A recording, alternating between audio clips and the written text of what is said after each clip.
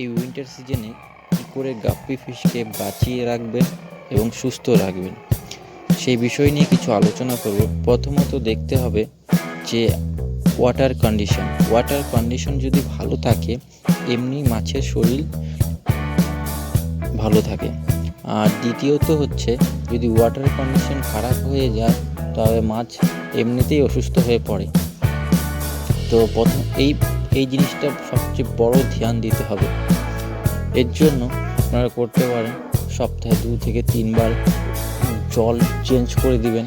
হ্যাঁ, পুরো জলটা চেঞ্জ করবেন না, অর্ধেক বা 30%, 20%, 50% এরকম করে জল চেঞ্জ করবেন। আর পুরো জল চেঞ্জ করলে আপনার মাছ অসুস্থ হয়ে যেতে পারে এবং মারাও যেতে পারে।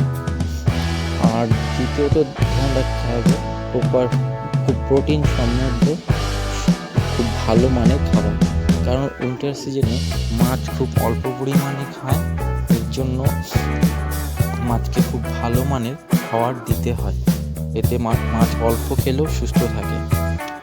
আর আপনার ফিশ ট্যাঙ্কটি প্রপার সানলাইট যেখানে পড়ে সেই জায়গাতে রাখবেন, কারণ সূর্যের আলোতে আপনার হাউজের ট্যাঙ্কির যে জল সেটিকে গরম রাখবে, আর সেই গরমটা পুরো রাত চলে যাবে। হ্যাঁ, অবশ্যই আপনার হাউসটিকে পুরো ঢাকা দিবেন, এতে রাত্রের যে ঠান্ডাটা সেটা আপনার ট্যাঙ্কে প্রবেশ করতে পারবে না, কারণ মাছ সুস্থ থাকবে। হ্যাঁ, আরেকটা জিনিস হচ্ছে উইন্টার সিজনে অক্সিজেন লেভেল খুব কমে যায় জলের, এর জন্য একটু ভালো এয়ারেশন ব্যবস্থা করবেন।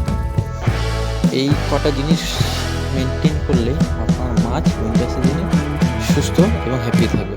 আর যদি পারেন ভালো পরিমাণে লাইভ ফুড দিবেন, এতে মাছ শরীর খুব ভালো থাকে।